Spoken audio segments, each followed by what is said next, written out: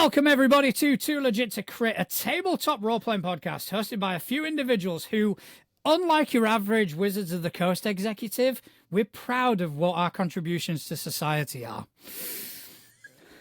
Oh, ouch, she's coming savage today. It's been a while since I gave them shit, so I figure, why not? Right? You know, I'll stop when that cease and desist letter arrives. I will wear that with like a badge of honor. But my name is John Santana. I'm Atlas. And with us we have RP from Songs and Saga fame joining us. Dude, thank you ever so much for coming on the show. It is an honor to have you here. Yeah, thank you so much for reaching out. I was like, I'm super excited to be here. Nah, I mean, I've kind of, I think since my earliest days on Threads, I think I started following you, one of the first people I started following. And I think back then, I think you might have been getting Stoneburner ready. And a lot of what you were doing is, here's this YouTube tutorial about using Affinity to create a layout and this, that, and the other. And I went, oh, that's interesting. And I started following. And lo and behold, now you're another system in. And man, I got to say, I love your work.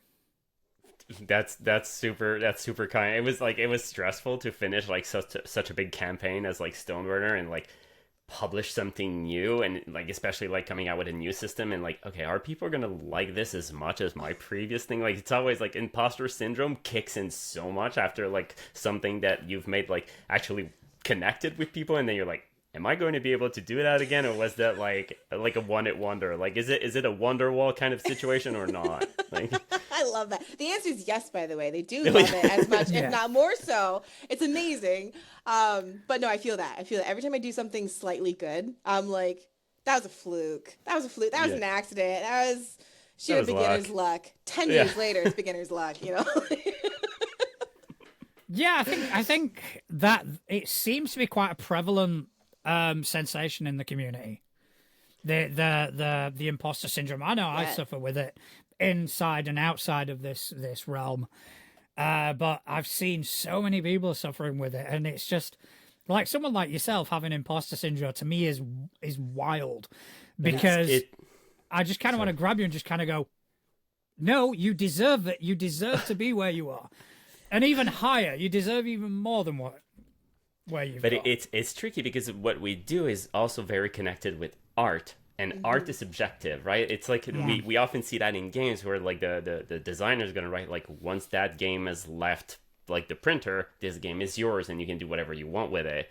But if it's yours, then you can also interpret it the way you want, which means you could interpret it in the way that the designer didn't intend, and then you could like that, you could not like that. It's very like you could.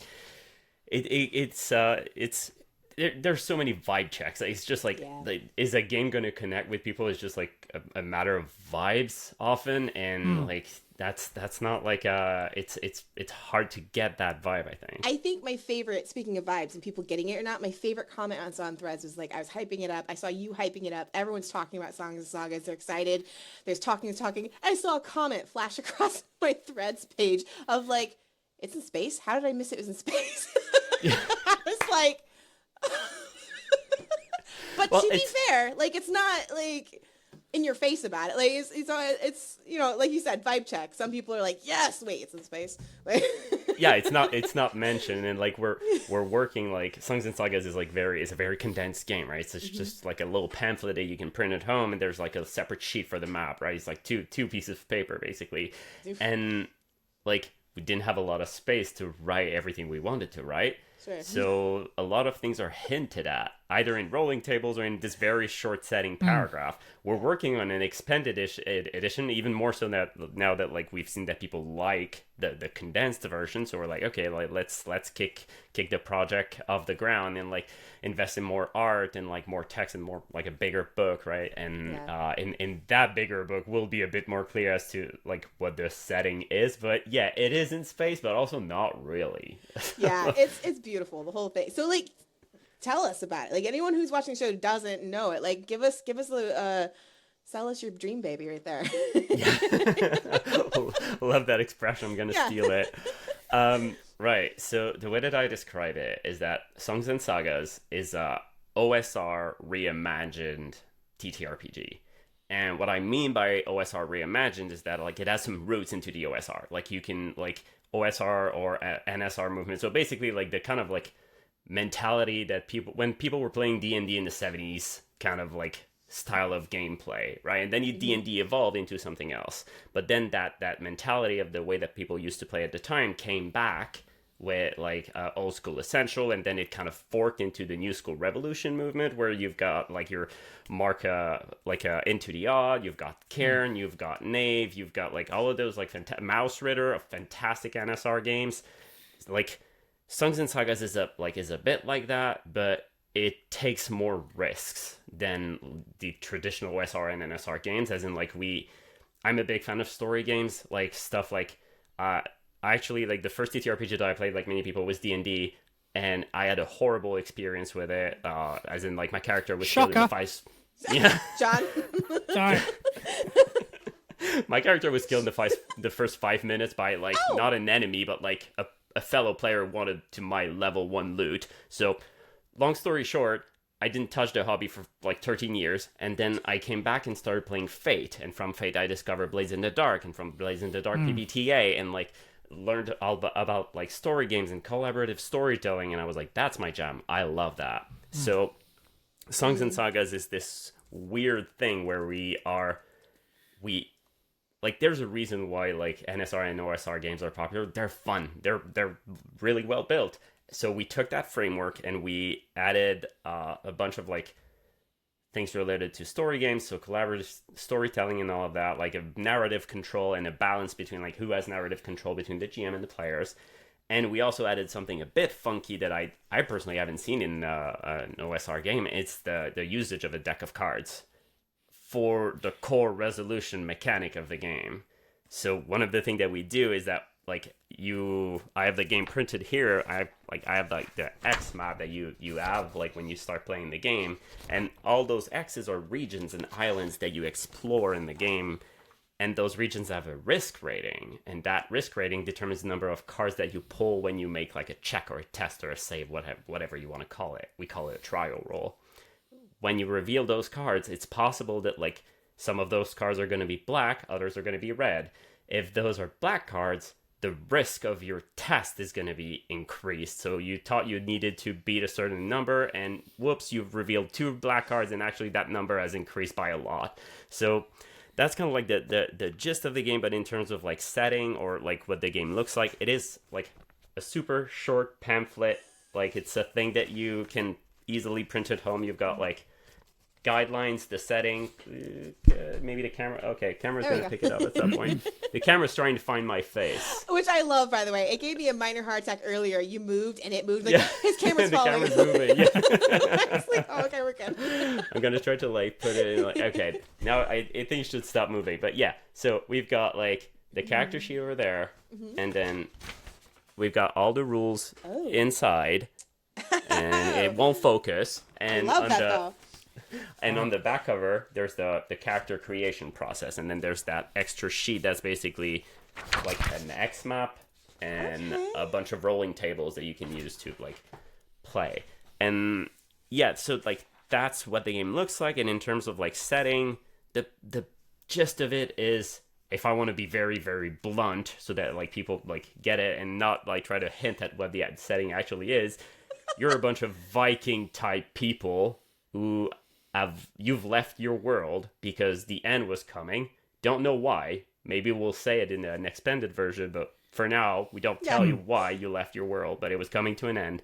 You left your world, and your ancestors went through portals, doors amidst the sea, and through those doors they were transported somewhere else, somewhere weird. I love that. In my head, I see it as another planet. I see it as like, this is like Vikings being dropped on the planet of Scavenger's Reign. That's the pitch. That's like, if I could like condense it, that's kind of like it. I love it. That is fantastic. You mentioned the mechanics to Songs and Sagas, and one thing that kind of struck me early on, not like even before Songs and Sagas, when you were designing Stoneburner, which is based on Breathless. The mechanics for Breathless, I immediately fell in love with. I think it was such a simple idea, but that carried so much weight for Breathless, which is a zombie apocalypse game. So, and I was explaining it to Atlas quite excitedly earlier, but each of your skills, your attributes, is all defined by a size of the dice. The better you are, the bigger the dice. Every time you roll that dice per skill, per whatever, that dice size decreases. Then you can spend what a rest to recover your dice sizes, but the GM gets to interject with a complication. That, for me, was such a perfect marriage of mechanic and setting. Because if you've ever watched a zombie movie, that's what it is. Every time they rest, shit gets worse. Yeah. And then they have to fend that off. And then they get to a moment where it's like, okay, we're here now, we're safe. And all of a sudden, shit will happen again. And I think that was just absolute brilliance. And lo and behold, you've gone and fucking done it again with Songs and Sagas. Because I was watching your guide this just shortly before the show, and more than once I had to pause and went, wait a minute, how have they done this? And rewind it and listen to it, and it is absolutely phenomenal. Do you want to kind of go into that a bit more, because I think it's brilliant. Yeah, most definitely. Gotta read the rules, because like that's designers. That's why we write them, is because we always forget about them. I love that. Can we make that a shirt? Like that's yeah, we should. We make the rules because we forget them. Yeah, and that's actually not even from me. Like John Harper said that like to me when I was on the stream talking about Breathless. Like I was interviewed about Breathless at some point, and John Harper was in the stream, and he was like, "That's why we write them down. That's because we always forget." I was like, "I'm gonna steal that for sure." Yeah, that's so accurate. But yeah, like the core, because like I think a game kind of like needs a core gameplay loop, and in Breathless, it's like this constant like tension and release cycle. A bit like if you're listening to music, and music is never always like a song is never always like all the way to the top. It's like there are calm moments and there are like strong moments, and it's this balance that makes a good song. And for Breathless, it's a bit like that. There are moments of high tension and then there's a rest, and the moments of high tension and then there's a rest, but the mechanics force that into the gameplay. And that's the gameplay loop, right? You do risky stuff and then you rest. You do risky stuff and then you rest, and the game basically puts the risky stuff right back into your face every time you try to rest. So it creates this shift, this balance, this ping pong. And for Songs and Sagas, we wanted to create something that was very focused on exploration. It's the first game that like I designed that included an X map, even though like I've been eyeing like X map mechanics for a while. I was like, I don't know if I'm ready to touch and like try to make something and innovate on it, because like I have a hard time just taking something and building upon it and without like going back to the drawing board and like tell myself, how can I make it better or different or interesting? Sometimes I fail. There are some of my games out there that like just didn't work, and that's fine. But they're done and they're published, and I've learned from that, and then I like up to the next. But it's a great mentality, by the way. Such a healthy mentality. Just finish and move on and learn from it. That's great. Yeah, but it's hard. It's so hard. Oh, like when you see one of your baby fail, you're like, so many hours. Yeah. I think my parents have the same sort of philosophy when it came to me. It's okay. Mine too, probably. Wow. But yeah, like the TLDR, well, not TLDR. We're here to talk about it, so I'm gonna not the TLDR version. Yeah, we want everything. Yeah. So when you start the game, you've got that X map, right? So you take a D20 and you drop it on. You like take in your end and you just like leave it, and it drops on the table somewhere on that X map, and this is where you start the game. This is on one of those like X's. And then using a bunch of tables and procedures, you're going to define what that X look like. Like, are those islands? Is this a mountain? Like, what are the point of interest? Like, and like using themes and actions and all of that, you define like where you are and what is interesting about that particular location. And then you reveal a card, right? So I'm going to reveal a card from my deck in front of me just for like fun. And I've revealed like it's gold, but it should be red. It's like a heart, right? So it's a red card. And according to the game mechanics, it says that like when I reveal a red card, like a art, the risk rating of the region is 1. Which means that every time I'm going to make a test or a trial roll, I will reveal 1 card when making my test. So when you make trial rolls, you try to perform a risky action that has a chance of failing. So you roll a d20 plus a certain modifier, and you need to beat like a number set by the GM, right? So by default, that should be a 12. So d20 plus number, try to beat a 12. Go over that 12, right? The GM could increase that, maybe a 14, or lower it, maybe a 9. But like, that's like simple stuff. We've seen it in so many other games before, right? No rocket science there. Yeah. But because I've like the region I'm currently in as a risk rating of 1, when I like every time I make a trial roll, every time I try to attack, every time I try to defend, every time I try to do something risky, I will reveal a card. So if I reveal another one, I've just revealed a black card. And that means that the risk rating, whatever the GM has set, is now increased. So instead of like being a 12, it is now a 14. Okay. All right. That's so sweet. It creates this agent of chaos where the players don't like, yes, they need to explore, but when they enter a region that has a risk rating of 3, it means that you'll reveal 3 cards every time you do something risky. And right now, I have two black cards, which means that like instead of a 14, I need to beat a 16. So that gets tricky. So the game, by doing that, kind of forces you to think about what is risky in the region, and you kind of ask yourself, do I want to stay there, or do I want to get the hell out as soon as possible?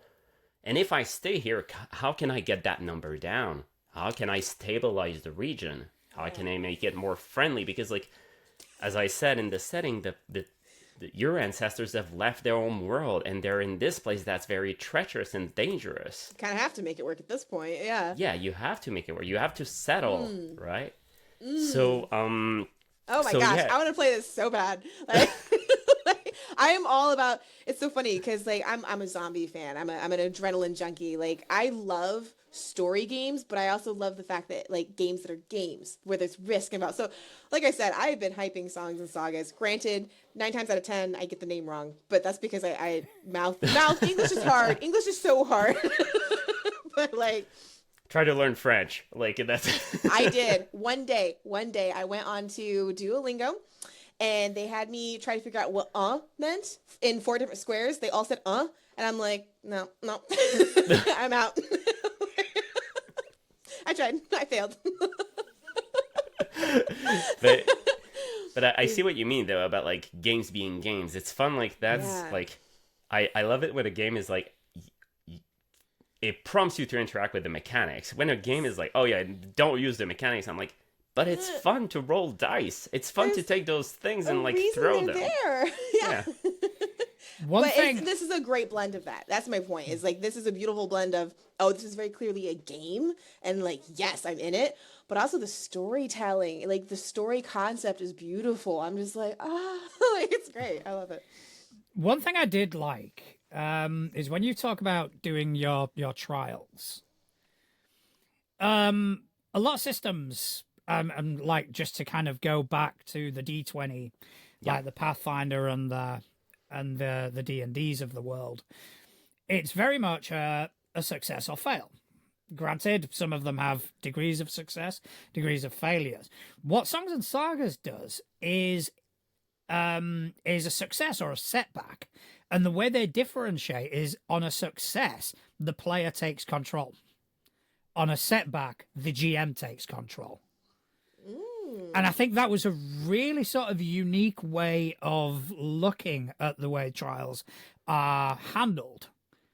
And yeah, just one of the countless other things that I've seen in the system that I've just, I'm liking it so much already. And it's fun because like, well, it's that's how I play. Like this game is how I play at my table. Like when one of my players succeeds, I'm like, you have narrative control over what's going to happen. Mhm. Obviously, I'm gonna like veto or retcons a couple of things if they go out of the scope of what has been established in the fiction. Yeah. But like you did it. Like, what does it look like? Please describe it. And also, it encourages players to like add to the fiction a bit, like, and make the world their own, which I think is very important. That's also like one of the reasons why like I've talked about it. I've talked about it in the past on Threads that I don't like when players come with like 3 pages of backstory for their characters, because I'm like, first I'm not going to remember that, and the second one is like I think it's fun to build those things as a group. I understand why people do it. Yeah. It's just not my vibe. I could not agree with you more. We literally just talked about that last episode. We were like, the people that give you a book for backstory, and it's like, oh, honey, like, Yeah, and cool, everybody great, plays great, differently. but- That's fine. If your table Yeah. loves that, that's okay. Yeah. Like, but I never prep for my game, so like I'm not gonna prep for your character. Like that's Right. just too much. I have like my job as a game designer. I'm a software engineer during the day. I have 2 kids, a wife, and a house. So like I have a lot of things to plan. I'm not Yeah, gonna you do. plan like your character's story. No, That's no. Now, I do have, it's a little bit more of a creative question, not so much as a system question. You had earlier mentioned like the anxiety a little bit of releasing the Stoneburner and it being successful, and then releasing Songs and Sagas not too shortly after. Like, to be honest, it has not been that long. How closely in the creative process were those together? Like, did you finish, Stoneburner, and then suddenly you had this idea for Songs and Sagas, or had Songs and Sagas been kind of lurking in the background? You've been working on it, and like, how was the timing and creative process between those 2 projects? yeah, that's a good one. So Stoneburner, if like Stoneburner started basically as a tweet. I posted like a thing to a friend. He's called Andrew Boyd of Pandian Games. You should invite him to your show. He's an amazing TTRPG designer. Absolutely. But Write down, John. I'm making notes. Andrew, if you're watching, Yeah. RP says you can come on. That's fine. Yeah, you should come up. But yeah, I sent him a tweet, like no, not a tweet, but a message. And I was like, okay, what do you think about like all the players have inherited this cursed mines? Like all the players are dwarves, and they have like a parent, and that parent like it's maybe like your grandfather's uncle or something that has died, and you're the only person who can inherit the mines. Oh, and also you're in space. What do you think? And he's like, this is amazing. So I made like a quick layout and posted it on Twitter, and people were like, this is great. And then like 3 months later, 80% of the game was done.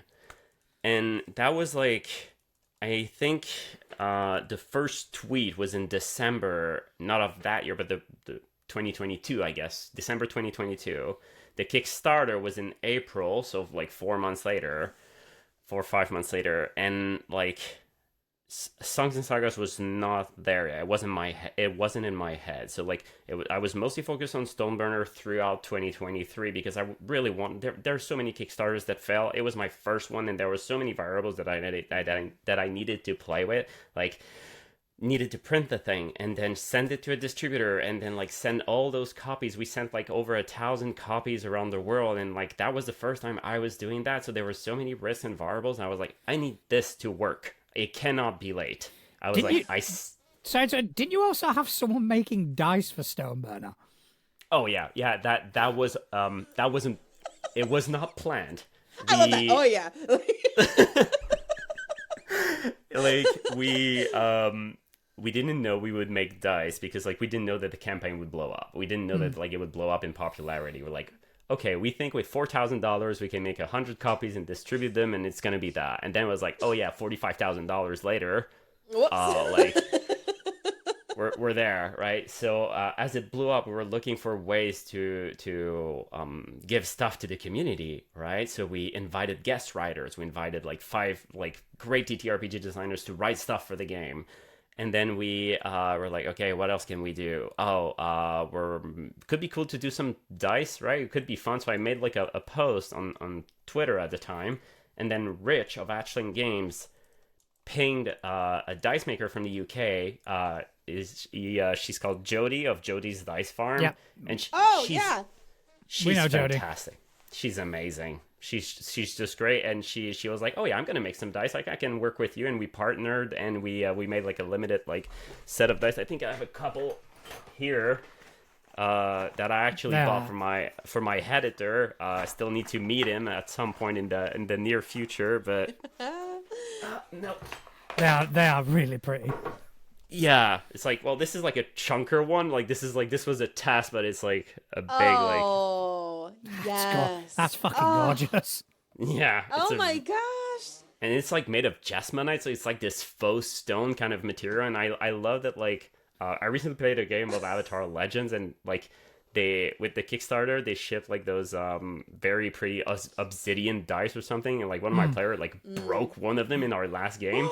And I was like, this would never have happened with Jodie's dice, because like before she was like, hey, like we could work together. She was like, here's a video of me throwing my dice on the wall, like to show how like sturdy those are. So Okay, what I'm you sorry. what you First could off- do is you could put Jodie's dice in a sock and beat that player who broke your dice. Seriously, but like that's great marketing. First of all, like yeah, her dice wouldn't have done that, but like that's amazing. That's like the fact she just threw a video of like, hey, chunk. Just a quick shout out to everyone in the chat. Thanks ever so much for joining. But one comment has just grabbed me, and it's Eric Lazur has said, "My dice." Is that your edit? Yeah, that's my editor, and like they're right there, and the box is still sealed. I was like, I'm gonna show them. Oh no, it's sealed. I'm gonna leave them there. Like it's your dice. That's fantastic. But yeah, Eric was the editor for Stoneburner, and then like he's been editing everything I've written ever since. He's another amazing human being. Well, shout out to Eric. Thank you for editing, because this is amazing stuff. Yeah, right? we are. I'm blown away by some of this. Yeah. So I massively interrupted you with the dice thing. So we were talking about that, like the journey, The timeline. the Stoneburner to nice. Sorry. Yeah. So yeah, like Stoneburner. I was like really trying to finish it up, and then by like around fall, I think. The game was finished and was sent to the printer. So now it's just a matter of like the printer doing their job, shipping it to the distributor, and then the distributor shipping every copies to like the backers. So it's a bit out of my hands at that point. So I was like, well, I guess I can start designing new things again. So I was actually talking with Eric, and the artist we partner with at Fire Pages. He's called Galen Peugeot. He's another like amazing person. Like Eric, Galen, and I, we're now a trio. Like we're a dream team, if you ask me. I love that. That's great. But I started talking with both of them, and I was like, okay, I have an idea for a system. I still don't know what the setting's going to be. This is like the gist of the base mechanics. It's still not there yet. It was still like a Google Doc or a Notion document at some point. I was like, it's not clicking. I'm almost there. I know I want to introduce cards and OSR together and merge them together. I don't know how it's going to work, but I have like this idea that just won't resolve itself. And eventually it clicked, and I wanted to make like this game about we still want to do it at some point, but we wanted to make like this game where you were like bugs, but like samurai kind of bugs, like trying to like discover the world. It was like a weird thing, but like I'm not going to talk too much about it, but like Songs and Sagas was supposed to be that thing, and then that thing was like, oh my god, it's going to take so much time because we have to explain so many things about this world. Yeah, just your exoskeleton in general. Yeah. Like what? So I was like, okay, so that's not going to work, and I was playing a video game called Kingdom Two Crowns with my wife, which is like this very cool little co-op game where you're like the leader of a kingdom, and you start with nothing and you grow your kingdom. And they have this Norse lands expansion, and I was listening to the music of that game. I was playing that game. I was like, I could make a Viking game, and then it became more than that, obviously. But yeah, so that's like what has happened. Like Stoneburner was finished and out of my hands, and it was in the hands of my distributor. I started playing around with like this bug game, and then it evolved into Songs and Sagas, and then we released like the playtesting version in like I think January of this year, it has been pretty much done for like the past 2 months. I've just been busy with other things. I was like, okay, like it's time to release it. I don't feel comfortable releasing it. Stoneburner was such a success. I don't think I can reproduce that again. But like, here goes. Like, I hope you like it. This thing is like $3. Like, if you like it, like, I that I have no words. Let's just like take it. Take it. I need it out of my hands. It needs to be done and over. I need to pass to something else or see if this thing works. And it worked. It really works. It certainly has worked. Yeah. So going back to Stoneburner for a second, because obviously you were saying that Stoneburner like exploded more than you expected. Did you have a similar result with Breathless, or did Stoneburner like bring Breathless up? Because they're based on the same system, if I'm not mistaken. Breathless was already, I'd say it was already up before Breathless. It wasn't at the same scale in terms of both like number of players or hype or like funds raised or anything. But it has been kind of like its own phenomenon, as in like I was participating at a local game jam we have like this thing called the Draconis Festival, which is the biggest TTRPG festival in the province. Love the name, by the way. That's so cool. I Festival. Okay. was participating at the game jam for that festival, and then there's like a con, right? And I had made Breathless. I thought it was cool, and when I released it, it was a judge. There was a panel of judges who were judging all of our games, and Breathless didn't even make it the top 3. It got like one of the judges' heart, like they had like heart stamps. I was like, oh, that game is cool, but like it didn't make it even in the top 3, and I was so sad. Because I invested a lot of time and passion to that game. I was like, this is like, I don't understand why it didn't work. And again, it was one of those times where like, well, like maybe somebody out there is gonna like it. So I published it. I took all the rules and made them open licensed as well. I was like, well, if you want to hack it, like I think it's a cool little engine. And again, it started blowing up, and then John Harper from Blades in the Dark quote tweeted my tweet. It was like, this is amazing, and then he bought the game, and then he bought like another one of my Breathless game, and that has helped so much make Breathless like known to more people. And then we made the jam, and like there are more than, I need to check how many Breathless games there are right now, but like I think a it's few. over. There's a few. I mean, I purchased a bundle not long ago, and it was the Trans Rights bundle, the HIO Trans Rights bundle, 500 games. There are so many games in there that are based on Breathless. It's phenomenal to see. Yeah, there's 139 that I know of. That's insane. But again, it's because the mechanics are so crisp. They work so well. They're so simple, but you can do so much with them. It's fantastic. And but what you were saying about, I'm sorry, but like that's gotta be this. I'm super, but like, how do you feel? Like, you couldn't have. You're like, oh, I didn't expect it to blow up. It has blown up. Like, people are loving it. People are talking. Like, that's gotta be trippy for you, right? Like, are you just kind of sitting in like, oh wow, this is nice, or do you have those moments where you're just going, is this real? Like, is this actually happening? How does that it's a feel weird for you? combination of both. Yeah. It's a weird combination of like when I'm online, when I look at my phone and look at my notifications, I'm like, this is unreal. This isn't happening.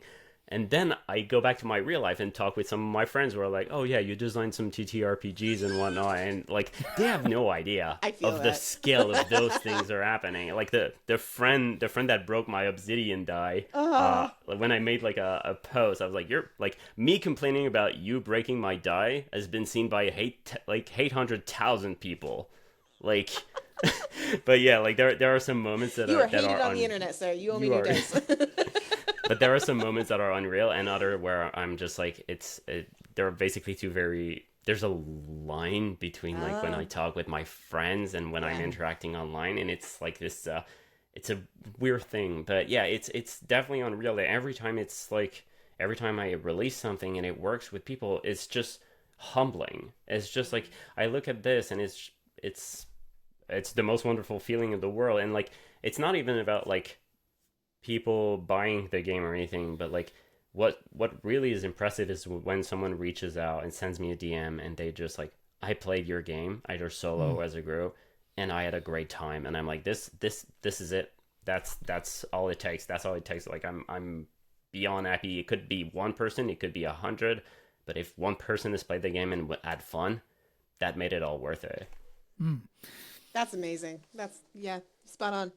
Yeah, and like kind of like focusing a bit more on Songs and Sagas now, because I watched your how-to guide essentially, where you kind of go through it. Everyone should go watch, by the way, when you get a chance. Right after this, go watch it. In fact, come back to this later. Just go watch it now. It'll be uploaded later. It is, No, but it like just every now and again you'd say something, and I just think that is absolute genius. Because when you were talking about, if I'm not mistaken, when you are in a place with a higher risk, you draw 3 cards. Every time a player succeeds, they manage to keep a card from the ones that you've drawn, and it has to be a red card if available. If available. Yeah. And I didn't think about it until you mentioned it. The players are then the players then hold these cards in their hand, which they can play for certain advantages. But if they hold on to them, that means there are less red cards in the deck, meaning that their chances of success and chances of good things happening decrease. Yeah. And I remember with Justin, our other co-host, who's currently got a lot of life things going on, so he's not currently with us. We were talking about doing a card-based system, and one of my problems of coming up with that was that specific thing, that the more cards you pull, the less there is to choose from. But you've managed to work that into the mechanics, and that, I just think it's absolutely brilliant. It's like I've been trying to make that work for a long time, that feeling, because you will have that like that problem of like hoarding resources in any game that has a meta currency, right? If you have fate points in Fate, or if you have like, I think they're called there's a thing in Savage World, I can't remember the name, but like if there's a meta currency, there's a higher potential that the players are going to keep it and not use it. And in some of my previous games, the way that I've been trying to like make the players burn that meta currency in any way they can is to reward it when they take risk, right? So I have another game called Charge, where you like every time you take risk, there's a chance you're gonna get that meta currency back. So you're gonna get some. It's not based on luck. It's just like, well, if you take risk, there's a chance you're gonna get it back. So may as well burn it, right? And it's the same thing for Songs and Sagas. You gain cards when you take risk, but I wanted to be a bit more aggressive, and especially playing with the card colors and everything, is like, well, if you keep those cards, it is not going to play well. I really want you to burn them for 2 reasons. Like, burning cards is fun because you get those special abilities and you're able to change the fiction, you're able to get new items, you're able to turn failures into successes, and like a bunch of cool stuff. So like burning cards is fun, but also burning cards reduces the difficulty of all future rolls, because you're burning like red cards, and those red cards will come back into the deck. So like you said, like the more you hoard the cards, the more black the deck becomes. I am that player. I'm that player. Like Savage Worlds. I love Savage Worlds. It's Benny's, I think. Is it? Yeah, Benny's. Yeah. I was waiting for Connell to say something. He did. Yes, Benny's. Connell's, Okay. Connell's And like with Fabulous points, and like I am that person. It's so bad. I'll just hold on to it. I'm like, well, I might need it. Like, or like I don't know, but reading, like hearing the system and the cards, and like I said, that really plays on my like the risky adrenaline, like ooh, like that ooh, like, okay, let's play it. It's beautiful. One of my pet peeves with Pathfinder 2nd Edition is I don't like the way that their meta currency, the hero point, is handled. Because you get a hero point at the start of every session, you lose it at the end. So what players end up doing, they end up hoarding them. And then in the last 20 minutes of the session, they go Nova and just burn all those hero points. So for the last 20 minutes of the session, the level of risk that the players face is massively reduced. And I just think it's a really poor way of implementing. So it's good to see a system where the meta currency is prompted to be fluid, is prompted to be a moving thing. Fabula Ultima is a great example of that, where the more Fabula points you spend at the end of the session, the more XP you can get. You know, and I think it's fantastic, and the way you're doing it in Songs and Sagas is phenomenal. Yeah, it's to try to, like, mechanics encouraging behaviors, right? Like I think mechanics can do two things, and they should do two things. Like, mechanics should it should make the theme, it should match the themes of your game, right? So if your game is not about combat, don't put combat mechanics. I was reading this game, and I'm not going to name it because it's a popular game, it's loved by many, but like, I was reading it and I loved it. I love the mechanics, I love the game, it's made by this amazing company. And then I was like, everywhere in the game it was like, do not fight the monsters, and then there were like 12 pages of combat rules. I was why are those there? I don't understand. Yeah, that seems a bit counterproductive. Well, it's there because they were going to forget about it. We discussed this. They wrote it down. yeah, exactly. But like, my personal guess is that maybe they wanted to like make it more familiar for people who were like used to combat, like in D&D and stuff like that. But like, that game didn't need it. Those mechanics didn't reinforce the theme. So like, I think like one of the cool thing is like making a game and then stripping it off until you only have mechanics that are good for the theme. And like, having a condensed format, like a single sheet of paper, is so good as a designer, because you're condensed in the amount of space and words, the number of words that you can write. But yeah, like, having mechanics that reinforce themes is super important. But like, if mechanics can encourage behaviors that you want to see at the table, that's even better. Yeah. In the chat, Connell has just posted a question. I think it's quite an interesting one.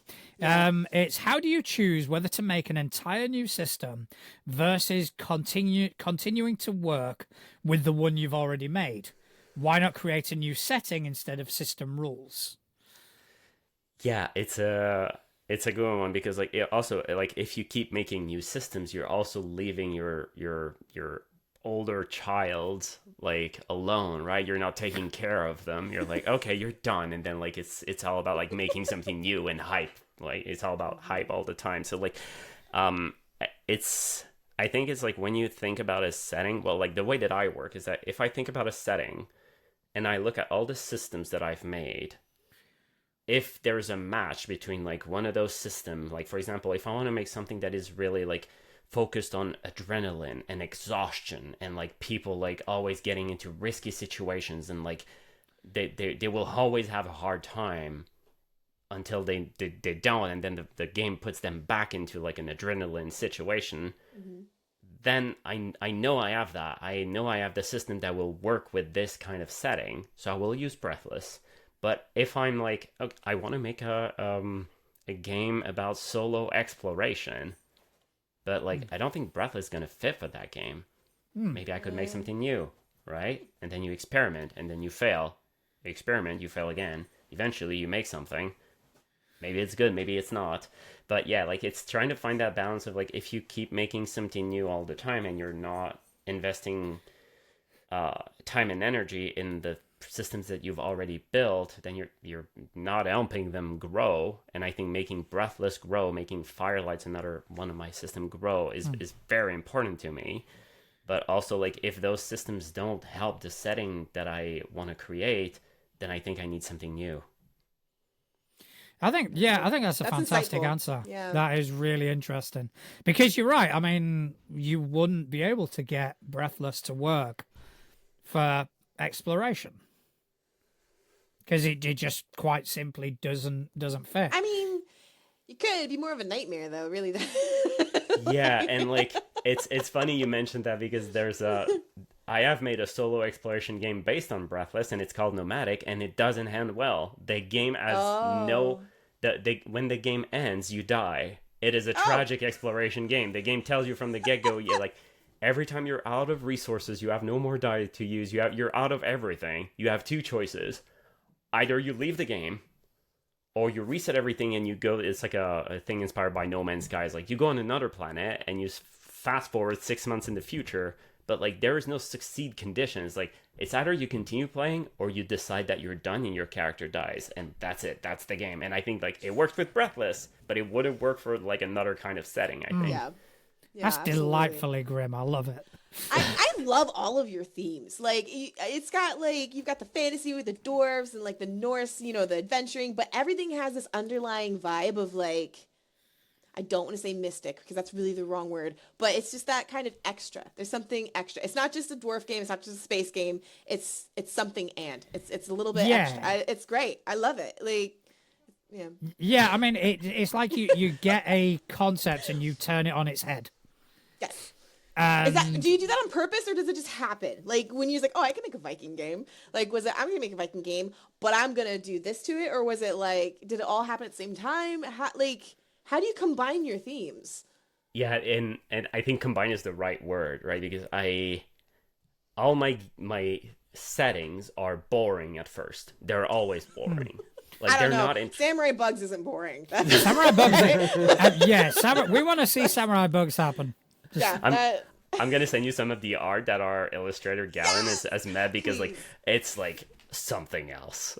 And this one is going to be carried in Songs and Sagas because it was originally made for this system. But yeah, like I'm gonna share some things on chat later. Yeah, definitely looking forward to seeing that. But yeah, all my settings and even all my systems, I think, are boring at first. Like I write a pitch, and then one of the things that I try to do is mix and match. Like if I'm making like a system, I'm gonna have the core of the system, and then I'm gonna find it uninteresting, like it's not gonna be satisfying. So what I'm gonna do is I'm gonna make a bunch of research. I'm gonna read many books and try to see if there are some mechanics from those games, because there are so many great games out there, and try to see like, is there something in there that inspires me? And if it's not the mechanic, maybe it's the thing that the mechanic is trying to accomplish, and then I'm gonna try to get inspiration from that and inject it back into the mechanics. And it's going to be the same thing for my settings. Originally, Songs and Sagas started as like, I'm going to make a Viking game. And then it's like, well, they're not Vikings, actually, because it's not even on Earth. It's somewhere else. And like, those aren't like Vikings because they're from all over the world and from all different cultures. So like, it's I'm using the term Viking because it's a term that like everybody knows, but like in the game, they're never called like that. They're just Northern warriors, right?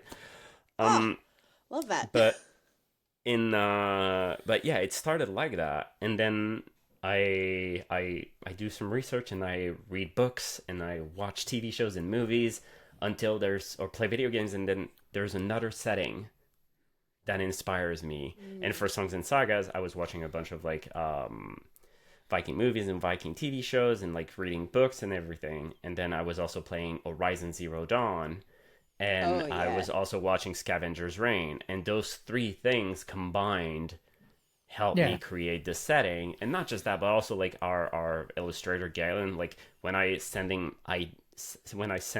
ideas for like the games that we want to make, he's often going to take those ideas and enhance them and create art for them, and then build on the world without even me saying anything. And Stoneburner was the same thing.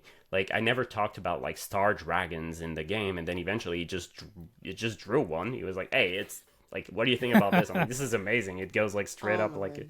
So yeah, like I think like every idea that I have starts as boring, and then I work on it and release it only when it is not boring anymore. I think that's phenomenal, and kind that's of a great process. Linking up to this, Couch has kind of asked, do you think the setting, mechanics, or the idea of a game comes first? Much like transferring to Songs and Sagas, do you build a system and flip the theme halfway through? So what part of that process comes first for you? Do you think the mechanic, or do you think the setting? Chicken or the egg? Yeah, I'd say whatever comes first. It's I don't think the order is important. I think it's like, if you've got a good idea, whether it's like the setting or whether it's the mechanics, if you've got an idea, build on top of it, use it, do not let it like die on its own little corner. So like for Stoneburner, I didn't know it would be a Breathless game. I didn't know it would be a game. It started as a setting. It started as me saying dwarves in space with demons on an asteroid. Like you inherit a mine, and like all this blurb of text in my head is like, is that something? Yes. Okay, let's find like mechanics that will work with it. For Songs and Sagas, it started mechanically. It started with mechanics. I tried to fit it to a theme, to a game, to a setting, and it didn't work because the setting was too large. So we found another setting for it. So for me, it depends. And like I would say, if you're designing something, take whatever comes first. If you've got an idea, build on top of it. Don't let it like fly away. That's good advice. I just want to take a couple of minutes here just to give a shout out to our partners. I know a lot of people are going to want me to get right back to talking to you, but unfortunately, Talk faster. Yeah, okay, let's just go ahead and do it. Okay, so first of all, I'd like everyone to check out Deals of Opportunity. It's an automatic, simple, and free way to save on tabletop role-playing games that you want. Just add your Drive-Thru RPG and Dungeon Masters Guild wish list and get notified anytime a title on your list goes on sale. Just set it up and save. And then we've got 13th Moon Games. It's a family-run indie company out of Wyoming, USA that created the tabletop role-playing game Covenant Crucible, a game of modern-day witchcraft. If you can imagine the John Wick movies and the Last Witch Hunter movie got together and had a really pretty baby, Covenant Crucible would be it. And a big shout-out to Stefan, who is in the chat, who is one of the creators of Covenant Crucible. And lastly, check out our merch store. We've got loads of crap on there. You may enjoy it. Now let's go back to RP. Back to the important. No, I'm just kidding. Back to the important. Everybody's important. I'm just like, how much time do we have? How many questions can we have? It's like, John, you hush. No, I'm kidding. I'm totally kidding.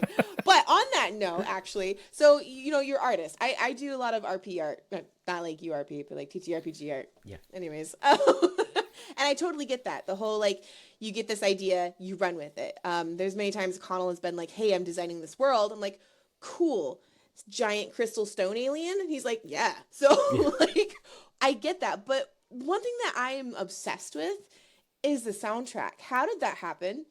Were you like, oh, hey, I need to hire someone to make a soundtrack? Or did someone approach you? What?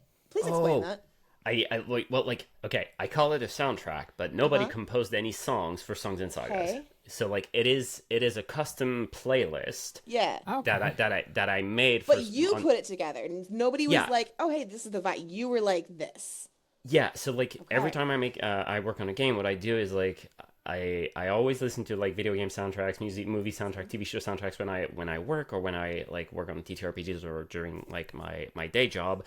And I needed songs that fitted the game, so I made a soundtrack, but like I made a playlist for me. I always make those for me first, but then what I do is that when the game is done, I take like the cover of the game and put it and make the playlist public and put it on the website. It's like, hey, like I've listened to this 4 or 3 hour playlist when I designed this thing, so like I think it fits the game pretty well. So you've done it with all your games.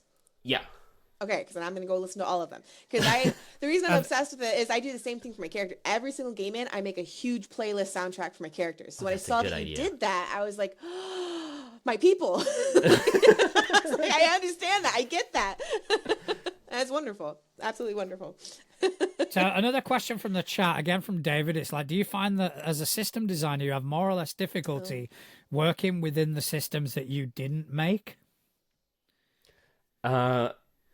Yeah, like I think, well, it's not that I have difficulty working within the system, is that I have a difficulty staying in the system. So Songs and Sagas has a lot of like its origin, like many of its roots are in Mouse Ritter and Morkborg. So I was playing Pirate Borg with my friends. We played 2 sessions of Pirate Borg, technically.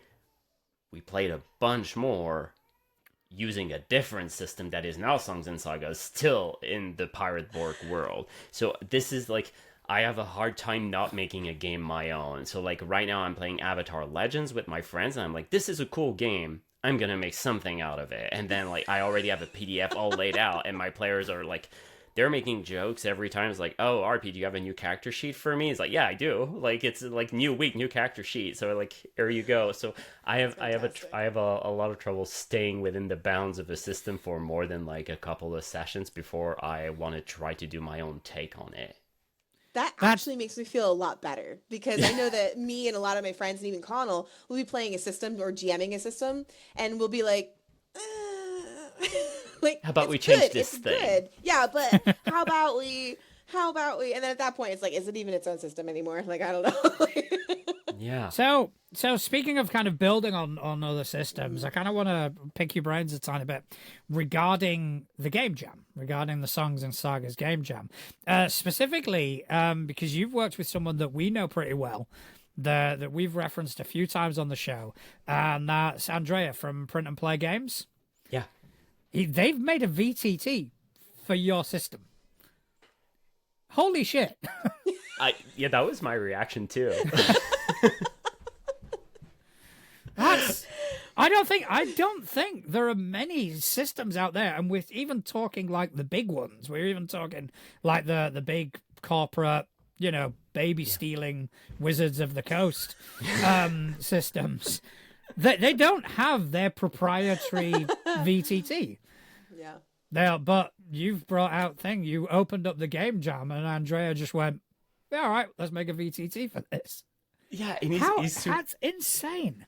He's like super chill. Like, he came into our Discord and he's been like super active, and like he at some point he was like, you should make like a VTT for Songs and Sagas. And like, I'm a software engineer, I'm a like front end engineer, like I know how to make cool web applications, and I made my own VTT, and it's open source, and it's been used by like 5,000 people every month for like the past 4 years. And like, wow.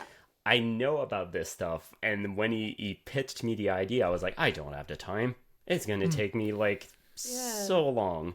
And then a couple of days later, he and one of his friends, they reached out. I was like, can we hop on a call? We have something to show you. And then they showed me this thing, and it's not just a VTT, it's fully illustrated, and it works. You can roll dice, you can draw, like reveal cards and everything, all interactive, and then there's like music, and I'm like, sound effects. I'm like, okay, this is another level. I wasn't ready. That's absolutely mad. I mean, we've dealt with. I can't even imagine that. Like, yeah, that must be like the highest sort of praise. For you to put something, like you said, when you create something, you put it out into the world, it's no longer yours. But for someone to kind of return that and kind of go, oh yeah, this is what I created for this purpose, to enable people to play this game. We've created that must be outstanding. Yeah, and I think like one thing that's important, that I feel is important, is that like, I need to do everything in my power, like using the popularity of the game and the reach that I have to boost those people. Like when Andrea reached out, he was like, "Oh, do you want to put like this inside the itch page of Songs and Sagas?" And I was like, "No, you should put it on your itch page. You should put a price tag on it, and I will do everything I can to like." Refer, like, to talk about it to everyone that I know, to all the people that follow me on Threads, Twitter, my newsletter, and the Discord. Like, you should check out this VTT. It's like this amount of money. If you love Songs and Sagas, you should buy this thing, right? And it's the same thing for all the other games. So we're making a jam right now because the game is open licensed. So like, what that means in plain terms is that you can copy, paste, adapt, do whatever you want with the game, make a VTT out of it, as long as you put this little text blurb saying, like, this is, like, based on Songs and Sagas by this guy, here's a website, and, like, that's it. And yeah, like, I think, like, the jam is, like, a great opportunity for people to have, like, a time constraint and a theme or, like, a system constraint to create something, because having boundaries and limits is, like, super helpful to, like, finish a project. But then, like, my work is done with the game, but a new kind of work starts, and it's about boosting every single creation that goes into this jam. Yeah, I mean, Andrea reached out to me as well, because once I saw the VTT thing, I jumped on that, and so he reached out, and apparently he's working again, using the game jam that you've created, he's creating, he's calling it Sword Wastelands of Iraq, and that is another system that is going to be based on Songs and Sagas. He did send me a preview copy, so I'm still kind of going through that. But yeah, it's absolutely phenomenal. Talk to us a bit more about the game jam, about, you know, how like this community that is kind of building from Songs and Sagas. So we have we started the game jam a couple, like 2 weeks when the game was released. So basically, I think 2 weeks ago or something.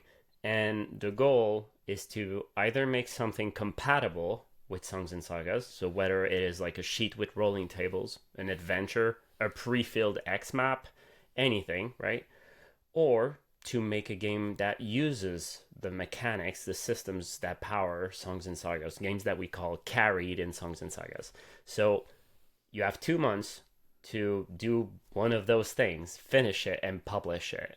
And that's it. There are no other rules. There are currently 47, I think, people who have joined the jam. So, right now it's all about recruitment, trying to get as many people to join the jam as possible, because it's such a cool opportunity to create something and finish it and publish it, and having also when you have like a whole community that's doing something together, like we have our Discord and all the people who are talking like constantly about what they're making devlogs and sharing screenshots of their layouts, asking for help. It's like, hey, what do you think about me changing this rule? What do you think about me writing this rule differently? Or like, hey, what do you think of this layout? And then having everyone come and like provide feedback and ask questions and stuff like that. It's such a cool feeling to see like a community to come together to help one another.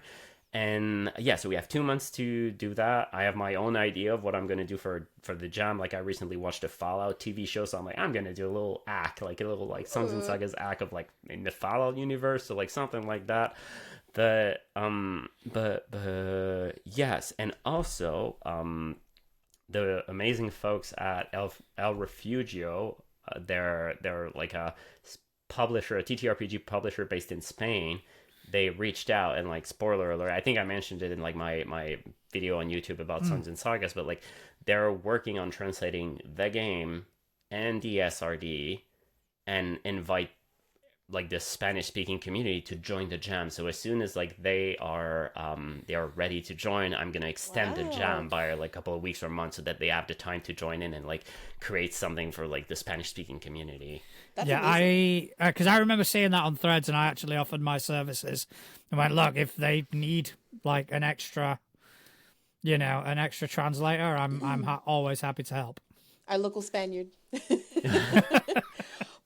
you know, it's funny you should say that though, because this whole concept of the game jam and the community coming together to work on something that is together, I think is kind of what sets Songs and Sagas and just your games in general apart. Is because you're in tune with the people trying your games. You're actually in touch with the people. You talk to them on Threads. Like, I'm seeing you all the time interacting. It's not just like, here's my stuff, I'm promoting the same thing that everybody else is. Everyone's making games. Everyone's playing games, talking about games. You're actually connecting people. You're connecting businesses. And like you said, you're turning it around. Like, no, you made that. You should like charge for that. Like, you are not only taking something from this, but you're actually giving back in the community. And that says a lot about not only your character and integrity as a person, but the content and the things that you create. And that's amazing, because that you don't see that everywhere. I have to commend you on that, because that's amazing. Like, yeah, my eyes are full at the moment. Really, like this.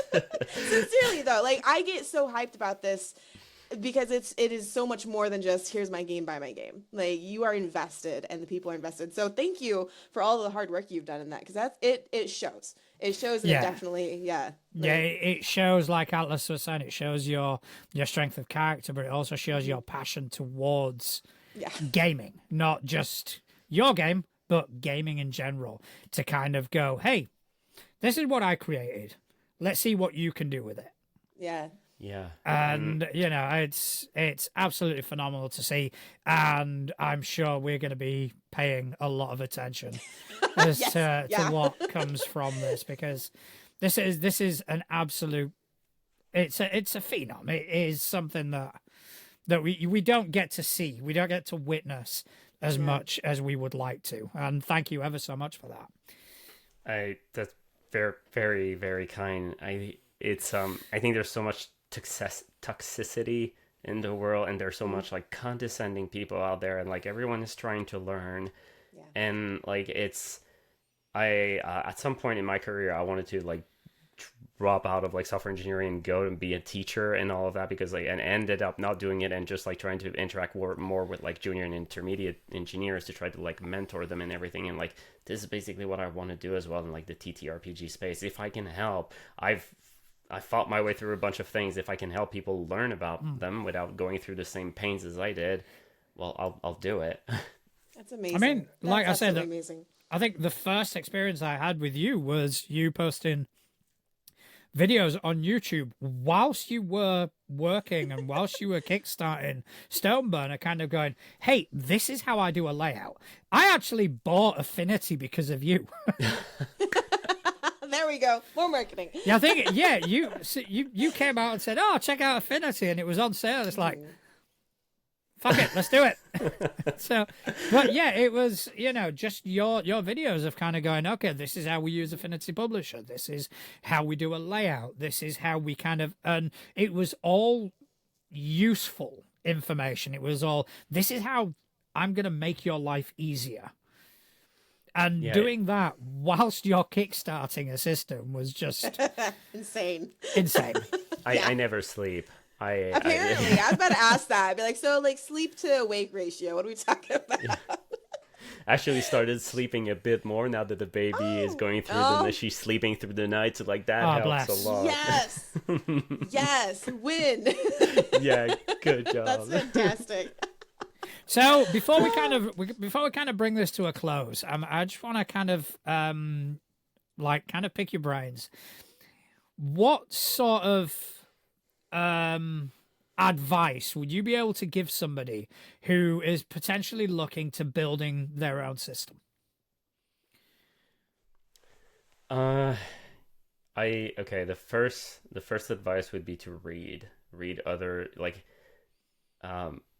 but like I forgot which artist said that, but like something about like good artist creates but great artists like steal or something. Like, yeah, I remember that quote.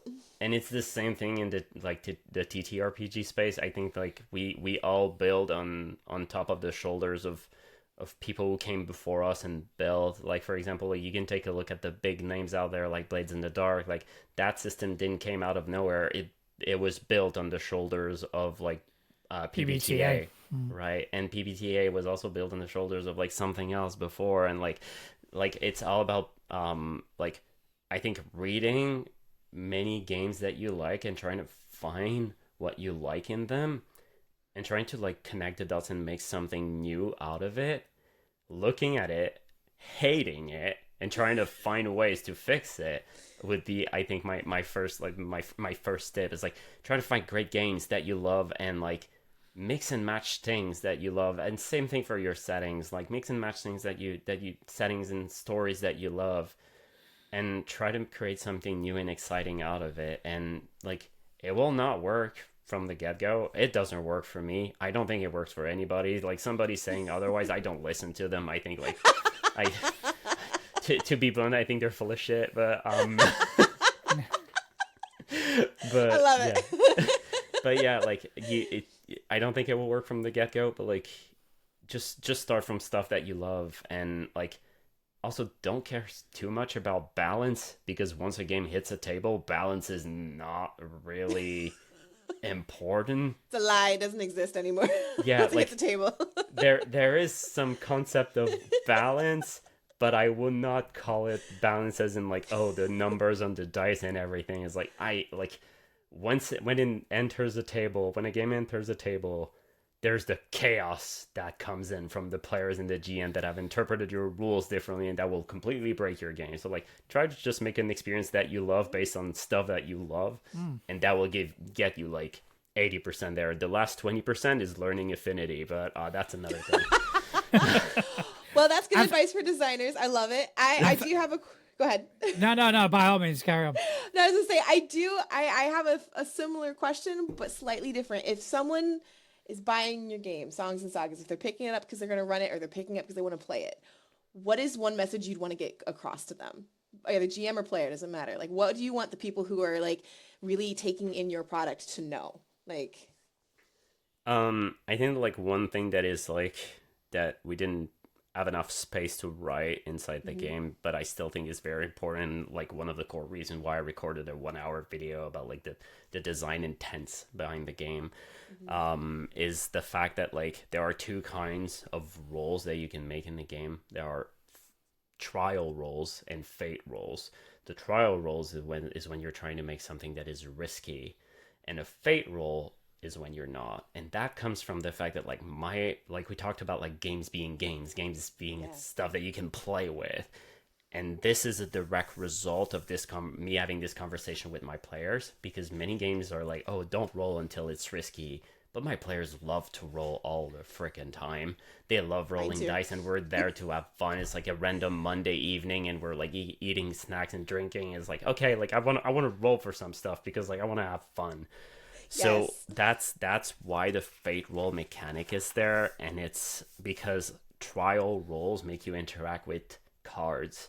They can give you cards in your hand. Cards can increase the risk of your roll and all of that. And setback will give you XP. And like if you do that all the time, obviously you're gonna break the game a little bit, because you're gonna gain a bunch of like XP for not doing risky things. right. So if you're doing something that doesn't carry risk, use fate rolls as much as you can, because rolling dice is fun. So my players are like, oh, like I want to try to like get a better deal at this tavern. Like let's imagine like a fantasy setting. It's like, oh, I want to get a better deal at this tavern. I don't want to spend too much like of my coins on like beer and whatnot. It's like, okay, let's leave it up to chance, right? Just roll with like willpower or anything. But we're not going to involve cards. You're not going to gain an XP. It's just a fate roll. Let's just have some fun. So I think like this clear distinction is very important, but is not like very outlined inside the game just because we lack the space. But I still think it's an important one, because I think at my table we use fate rolls more than trial rolls because of that, because my players are just obsessed with dice. Clickety clackety happy. Yeah. Yeah. Just throw the roll the dice. Yeah. All right. Well, thanks for that. Thank you very much. And I think that's pretty much all we've got time for. I just want to like express my gratitude to you for coming on the show and for talking to us about these amazing systems and all this fantastic work you're doing. Would you be able to now just tell anybody watching where they can find you, where they can buy your products, what, just, push. Push. Push. You have the floor. You have the floor. Sell.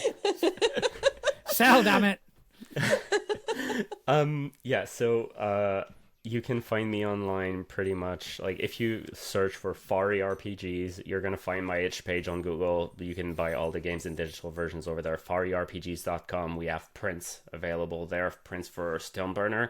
They're like, we're getting low on stock, so if you want to buy a copy, now is the time, because like it will take some time before we do another reprint. I'm about to do one, but like if you want to get a copy, now's the time. We also have prints for other games that we made, like Hopes and Dreams and Firelight and all of that.